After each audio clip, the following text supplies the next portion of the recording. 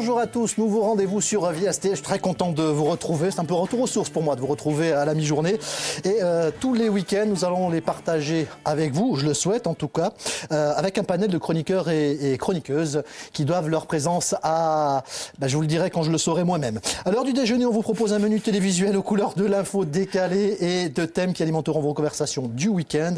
Et ce menu vous est servi aujourd'hui par Inès Morat et ses bonnes résolutions. Bonjour. Bonjour. Tout va bien? Très bien. Content de vous retrouver autour de cette table. Davia Bourgeois qui a délaissé le popcorn pour la mauvaise foi à l'espace d'un week-end. Bonjour. Bonjour Laurent.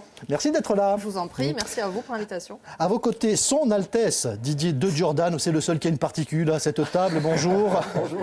Tout va bien? Maintenant, mieux. D'accord. On reste simple quand même, hein? Oui, toujours. Et pour terminer, notre artisan du crayon, Julien Hosty. Bonjour. Bonjour Laurent Vitali. Tout va bien? Très bien, et vous? Voilà, merci. Et moi toi, aussi. et vous? On verra à l'usage. Hein. Mais avant, vous le savez, hein, dans cette émission, le week-end, il n'y aura pas d'invité en attendant lundi. Oh. Ceci dit, on ne va pas déroger à une règle. Oui, parce que c'est une première. Et pour une première télévisuelle, il nous faut un parrain. Alors je vous réserve une petite surprise. Parce que nous aurons comme parrain une star du net, s'il vous plaît, avec 29 millions de fans qui le suivent. Un chat. 29 millions. Il sera là avec nous tout à l'heure et on le découvrira ensemble. Ça vous fait plaisir? Ah oui, oui. Comment? Bon, puisque c'est le plus enjoué, on débute tout de suite avec l'info de la semaine, votre info de la semaine. Tout à fait. Vous vous souvenez d'Emmanuel Macron? Vaguement. Oui. Alors moi, il m'inquiète, hein, Laurent. Je le sens pas bien. Vous avez vu sa nouvelle idée?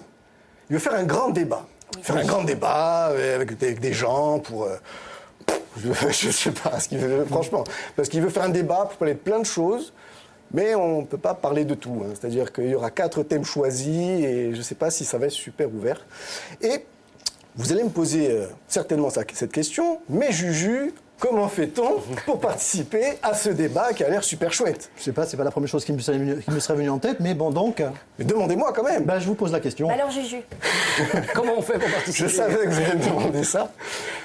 Eh bien, tout simplement, rendez-vous dans votre mairie, donc pendant les créneaux d'ouverture, donc posez un jour de congé, quoi, et déposez vos suggestions. Et dans le contexte social actuel, avec les gilets jaunes, j'imagine qu'il y aura beaucoup de gilets jaunes qui seront présents. Mais c'est un peu le but aussi, oui. Exactement. Moi, je pense que les débats vont tourner un peu autour du même sujet. Donc, j'ai fait un dessin, justement. Le dessin de Julien de la semaine. Ça m'a inspiré ça. Donc, un débat est-il possible? Bon, les gars, qu'est-ce qu'on décide pour la fiscalité? Des missions. Et pour l'écologie, des missions. Et qu'est-ce qu'on mange? Des missions. Ça risque d'être un petit peu monotone, un petit peu... Voilà. Vous commencez très fort déjà. L'art et la manière de se faire des amis. Allez, on passe tout de suite à Inès Morat. Et en ce début d'année, nous sommes comme les Romains de l'Antiquité. Un seul leitmotiv, du pain et des vœux. Et surtout une bonne résolution. C'est ça, écoutez, vu que nous sommes en janvier et que c'est aussi notre première émission, ça tombe bien, on va partir sur de bonnes bases. On va prendre de bonnes résolutions. Par exemple, moi, ma première, ça va être d'être hyper créatif sur le choix de mes sujets, parce que là, début d'année, résolution, c'est mieux. Pour l'instant, c'était extrêmement audacieux. Mais vous, c'est quoi? Quelles sont vos bonnes résolutions? Arrêtez de fumer, moi. Ouais. Non, mais c'est le drame, voilà, c'est exactement ce que j'attendais. Mais c'est ce que j'attendais, parce que même chez vous, je vous entends, même chez vous, hein, c'est cette année, je me remets au sport, cette année, je bannis le sucre de mon alimentation. Oui, ils en ont parlé cette semaine dans Vianov, oui, c'est l'autopromo, oui, on casse les copains. C'est bien, bravo. Ou alors vous allez me dire, non mais moi en 2019, je vais faire un profond travail sur moi-même parce que mon thème astral, il dit que non, je vous arrête. Où est le panache? Il n'y a jamais personne qui dit, moi cette année, je prends 10 kilos, cette chaise-là où il y a tous mes habits, la chaise où il y a tous mes habits, et vous l'avez tous chez vous, vous savez de quoi je parle, la chaise où il y a tous mes habits, ça devient officiellement mon placard, je vais vivre dans le chaos. Les termes et conditions, quand j'installe un logiciel, je les dis pas, mais je coche quand même. Voilà, bonne année les losers, bisous. Non, il n'y a jamais personne qui dit ça. Il n'y a jamais personne qui dit ça. Alors pourquoi? Répondez pas. Pourquoi? Parce que les bonnes résolutions, c'est jamais cool en fait.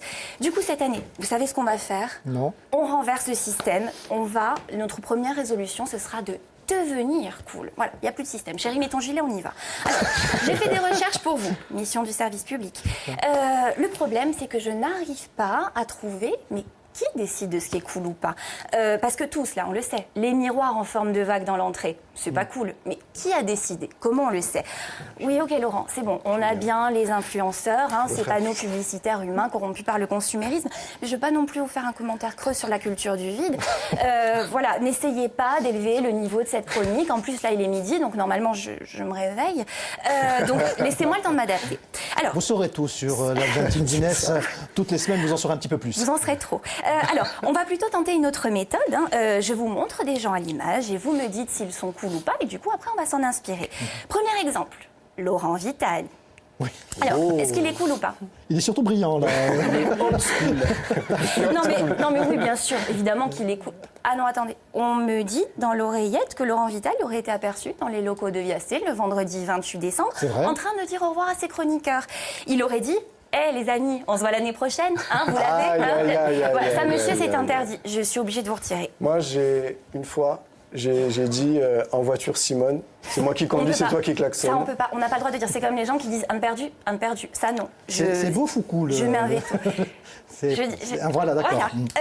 Mais non, mais c'est pas grave. On va tenter. On a du monde. On tente un autre. Didier de Jordan. Extra cool. Carrément cool. Mais alors, carrément cool. Par contre, je vais juste faire un petit test parce que des fois, il me semble, en chronique, j'entends des trucs bizarres. Alors, Didier, est-ce que tu peux nous lire cette liste de mots, s'il te plaît? Vous allez la voir chez vous. Faites le test aussi. Didier, c'est à toi, c'est ton moment. Très belle la photo, au fait, merci. Je t'en prie. Weekend, Oui, hipster, oui. slip, sweatshirt. Alors, c'est clair, on va devoir dire non. Je pense qu'il n'y a pas besoin d'en rajouter. Enfin, Chez vous, juste, il n'est pas bon en anglais, c'est si tout. vous n'avez pas prononcé ces mots comme Didier, c'est bon, on valide, vous êtes cool. Pour moi, par contre, les gars, on joue même pas, il n'y a pas débat. Je suis pas cool. On est dimanche et je suis habillée comme ça. J'ai pas touché un jogging depuis 1992. C'est évident que je suis pas cool. Vous savez pas ce que vous perdez, hein. T'es surtout né en 93. Non, mais arrêtez d'objecter. C'est évident que je suis pas cool, les gars. Arrêtez, on s'entend plus sur le plateau. Ok, non, bah c'est bon, on arrête. Vous savez quoi, c'est vous qui êtes pas cool. Vous savez quoi? On ne désespère pas. Demain ou samedi prochain, Inès sera en jogging. Ça, c'est du teaser. Ça, on va. complètement, Ça, c'est. Ça vous a inspiré, Julien? Mais tu sais ce qui serait cool, en fait? Dis-moi. C'est que tu lances un mouvement.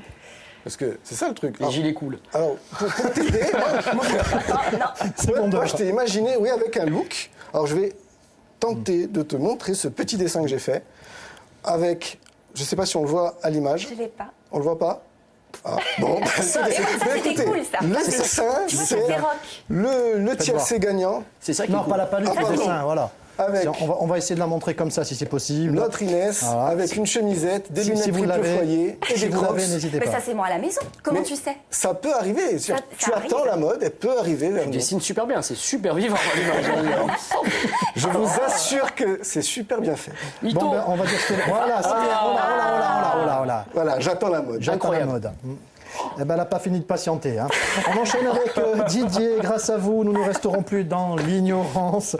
Toutes ces infos majeures qui nous échappent, parfois même trop souvent, vous êtes là pour nous les mettre en lumière, les révéler au grand jour. Alors, puisqu'on parlait de Vianova tout à l'heure, ça tombe bien.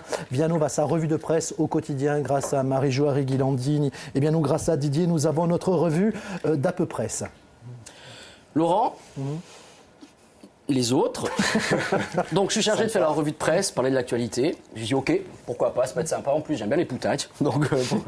Et je me suis dit, avec la nouvelle année, on va repartir sur de nouvelles bases. 2019, pardon. Ouais. C'est pas cool. Voilà. 10 Years Challenge. Je me suis dit, super, ça va être une année géniale. Donc, j'ai regardé les infos. J'ai lu la presse écrite, j'ai été sur le net et... bordel, mais les gars, 2019, c'est n'importe quoi.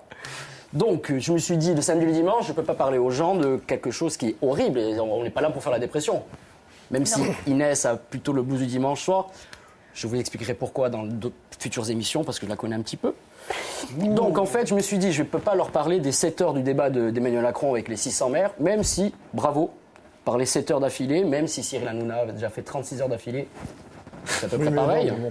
Je ne vais pas vous parler du Brexit non plus au Royaume-Uni, parce que même pas eux, ils savent ce qu'ils peuvent dire. Je ne vais pas parler du du problème du commerce des centres-villes. Alors ça, c'est pas vu à l'écran, mais Julien, il tombe. Moi, je balance, je suis... Ça va. Donc du coup, il m'a un peu pourri ma chronique. Donc je me suis dit, tiens, je vais parler du vrai, des citoyens, des infos qu'on ne connaît pas, qui passent aux oubliettes, mais qui en fait sont très très très très importantes. Alors, Donc, juste, pardon, juste une petite parenthèse pour les téléspectateurs de samedi dimanche. Hein. Les prochains jours, enfin les prochains week-ends, Didier rentre tout de suite dans le vif du sujet. Mais Voilà. non, C'était la première. Mais C'était la il nous première. faisait des prétéritions, laissez-le faire des figures de style. Je ne vais pas parler de il en parle. Non, mais la Vas-y, censure, chérie, la vas-y, censure. chérie. Bon, et l'avocate, on se calme. Allez. Donc, première image, qui a déjà fait une croisière? Non. Non. Non, on a Non. vu Titanic, donc non. Jamais. Non. Moi, si à la télé, mais avec la croisière s'amuse. Ouais, surtout que Laurent, la croisière, c'est un peu de votre âge, un peu de votre génération.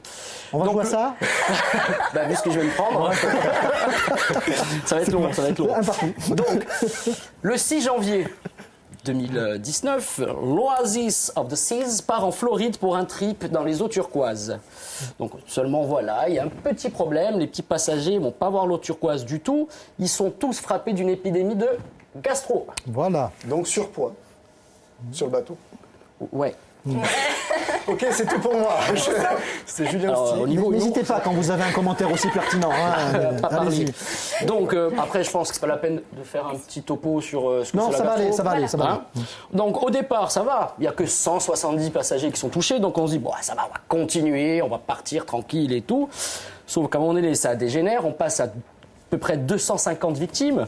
En comprenant qu'on se dit, bon, bah, ça va. Et si en plus ils vont faire leur truc... il y a quand même pas mal de déchets et tout ça, ça suffit. Donc, au final, ils ont décidé, bon, il y a peu trop de monde, on rentre. 475 personnes ont été là. touchées. La croisière de rêve. Ah, incroyable. Le carnage. Donc, messieurs, dames, comme l'été en Corse, on a beaucoup de croisiéristes, vous vous doutez bien ce qu'ils vont aller visiter une fois qu'ils vont débarquer un petit peu chez nous. Ouais. Abstenez-vous. Hein. Juste encore pour préciser, ce sont de vraies infos. Hein. Vraies infos. Attention, moi je parle dans le vrai, moi, tout le temps. Ben, continuez. Ben, laissez-moi le faire. Autre histoire, on est encore sur un bateau. Ah, Ouais. En 2020, il y a une petite croisière qui va être organisée.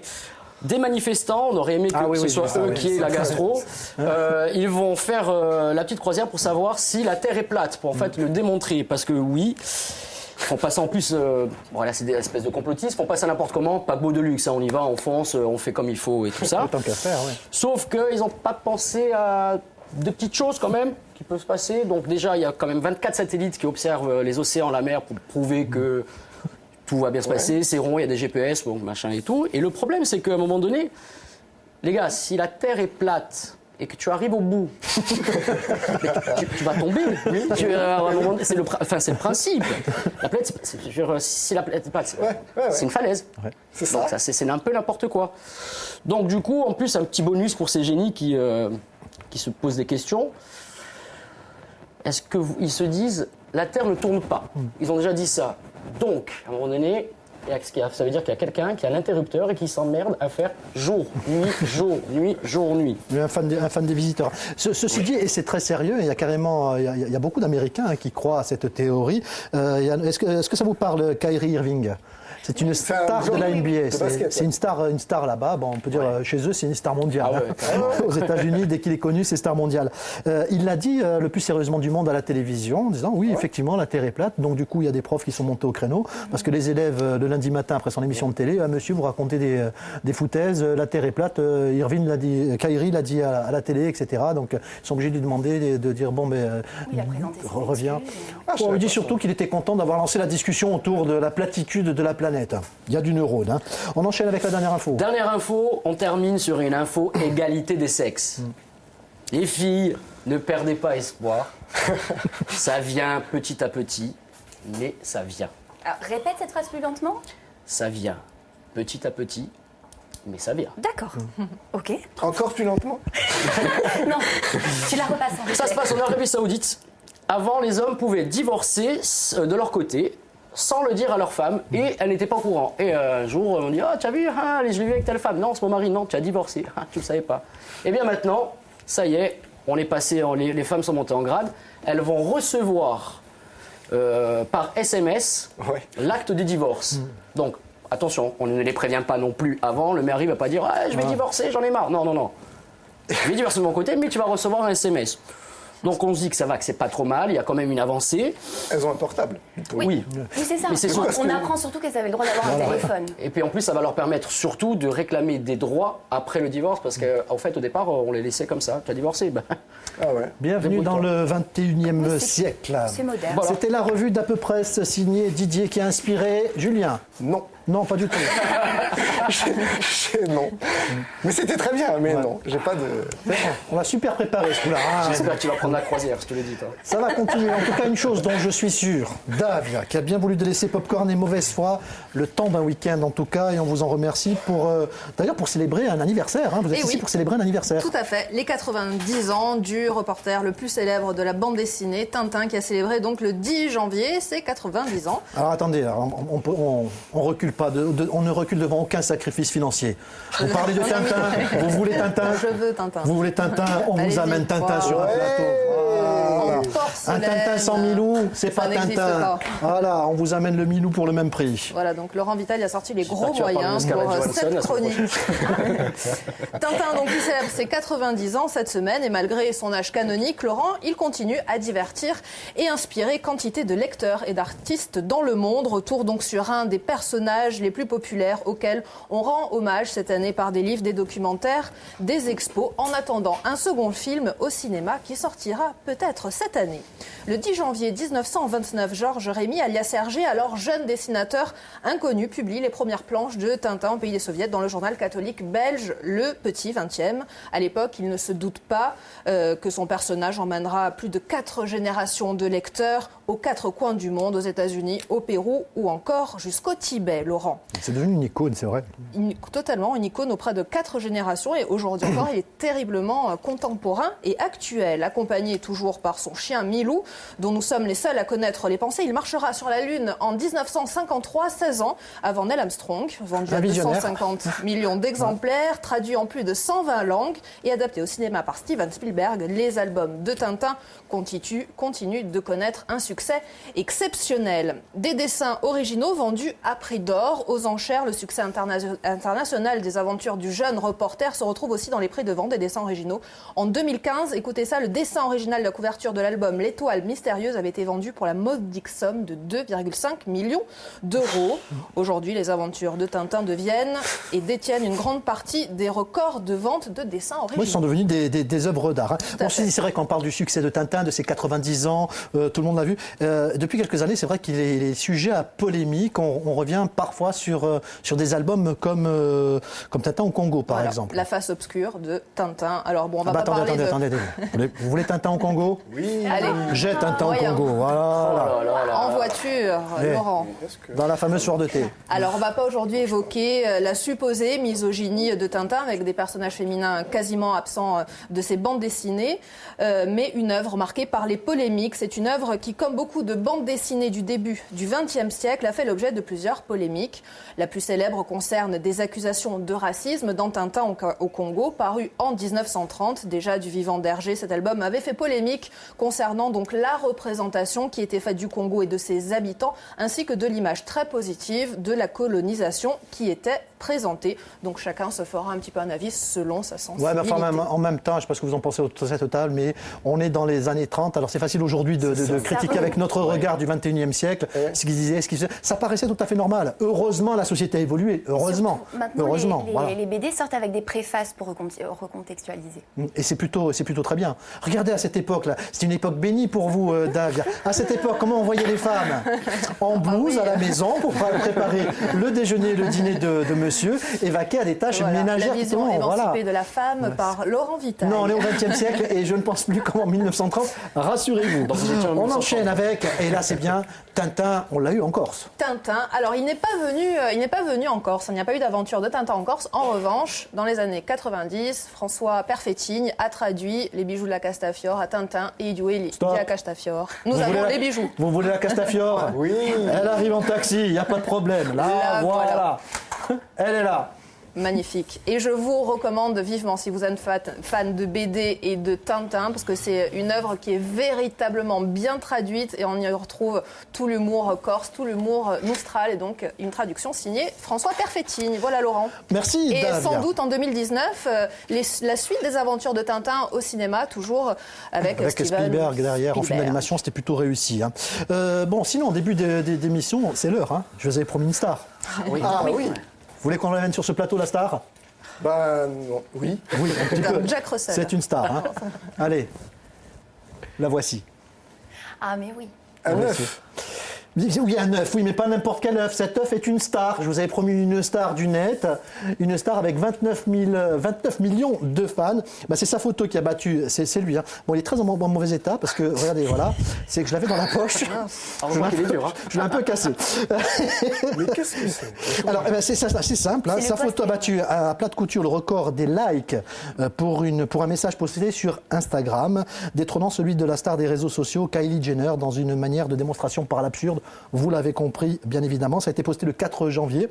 Et donc, cette photo d'œuf, hein, tout basique, a été mise en ligne pour un compte créé pour l'occasion intitulé World Record Egg. Et ça a marché. Le message a recueilli près de 29 millions de likes. Eugène Egg, c'est un pseudo, hein. C'est Eugène œuf, hein, on s'en était pas douté. Hein, parce il a dit non, je vais pas vous révéler ma vraie identité. On s'en doutait un petit peu. Il a juste dit qu'il vivait à Londres. Et il dit... J'imagine que c'est aussi une manière de parler de la culture de la célébrité, à quel point elle est fragile et facile à manipuler. C'est ce qu'il a déclaré, entre autres. Donc, un petit conseil, hein, arrêtez de vous soucier du nombre de likes que vous aurez sur une publication ou sur une photo ou sur un commentaire. Ça reste une marque d'affection, certes, mais une marque d'affection virtuelle. Voilà, il fallait juste le dire. Hein. Voici l'œuf le plus célèbre du monde en piteux état et qui ne finira pas l'émission. On termine avec le tour de table, vous voulez bien ? Allez. Alors, tour de table, c'est simple. Tous les samedis et tous les dimanches, on demandera à nos amis ce qu'ils nous conseillent pour cette semaine. Genre, vous faites quoi du lundi au vendredi? Vous avez peut-être quelques idées à nous proposer. Inès, par exemple. Alors pour moi, ça va être le film Glace, hein, qui est sorti en salle mercredi. Alors Glace, c'est la suite d'Incassable, hein, film de super-héros. Et c'est aussi la suite de Split, film angoissant, hein, un huis clos sur les capacités de notre J'avais pas psyché. suivi que Split était déjà la suite Oui, non, mais d'Incassable. là, du coup, sur le papier, on a tout ce que j'aime. Par contre, ne perdez pas de vue que le réalisateur, c'est Mr. Night Shyamalan, le maître du plot twist, hein, donc du retournement de situation. Souvenez-vous, Sixième Sens, je vois des morts partout. Bruce, il était mort. Paf plot twist. Voilà, spoiler pour ceux qui n'avaient pas vu. Bon, du coup, moi, je vous conseille d'aller voir ce film parce que c'est le genre de film qu'on peut aller voir qu'une fois. Oui, Titanic aussi, on connaît la fin, on peut le revoir quand même. Mais là, vous connaissez pas la fin, c'est du plot twist. Mais si, c'est Cherchez du pas, on Night ira Shyamalan. ensemble. Night, il s'appelle Nuit en plus. Hein. Bon, moi aussi, je vais vous faire une petite proposition, mais télévisuelle, évidemment, on va pas me changer. Alors, j'ai décidé de ne pas faire de promo pour les autres télés, pour la simple et bonne raison qu'ils ne font pas de promo pour nous. Donc, on fera de la promo pour notre chaîne. Oui, je faillote.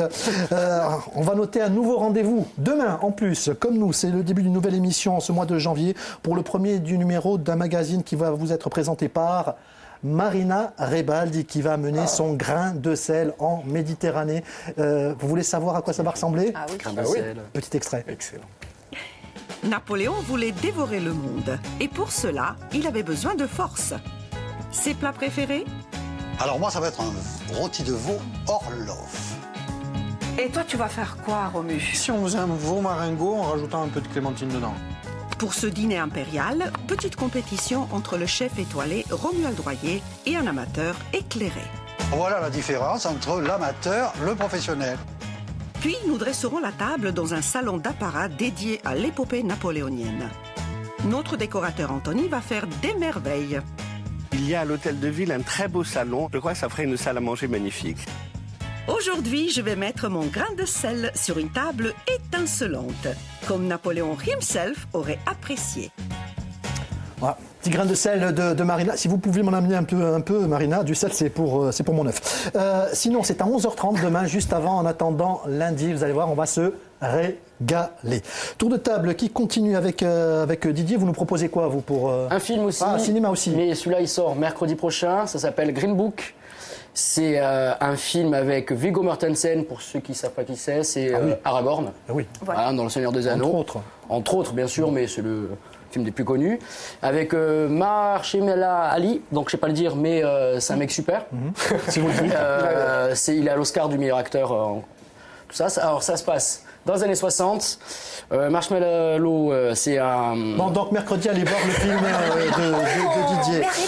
Rapidos, Julien, vous, c'est bijoux, vous. Oui. On vous demande qu'est-ce que vous faites cette semaine, vous dites je mets une bague. Moi, c'est mon coup de cœur parce qu'on voulait poser nos coups de cœur. Donc, c'est cette bague, une bague de paiement. Donc, ce qui est important de savoir, c'est que c'est une société ajaxienne, Icar Technologies, qui a donc créé cette bague. Je vais les citer. Jérémy Nérou et Fabien Rayola m'ont fait la gentillesse de me la prêter pour l'émission. Donc, c'est une bague avec laquelle on peut payer comme avec notre carte bancaire. Il suffit de la poser sur le bloc carte en la pressant. Et c'est génial, c'est révolutionnaire et c'est un rayonnement mondial de ce produit. Ouais, c'est la toute première. C'est vrai que ça fait parler. Ils étaient à Las Vegas d'ailleurs, ils en ont parlé. Hein. Du coup, tu nous invites. Ça va être sympa les demandes en mariage avec ça. Voilà. Rapidement, juste avant que Davia nous dise en quelques mots une proposition pour... Alors moi je vous conseille de vous procurer le dernier numéro de la revue America de François Bunel avec un long entretien de l'écrivain américain Russell Banks qui livre sa vision de l'Amérique aujourd'hui en 2019. Il fustige notamment la politique migratoire de Trump. En plus en ce moment le shutdown se poursuit donc c'est terriblement actuel et je vous le conseille. C'était la première d'En attendant lundi. On se retrouve demain dimanche. Une émission dans laquelle on a pu parler aujourd'hui de la cool attitude, d'une croisière laxative, des 90 ans de Tintin et des gilets jaunes. Ça se passe comme ça à 12h25 sur Viastel. Alors vous aussi faites comme nous, hein. Refaites le monde, mais surtout refaites-le bien. À demain.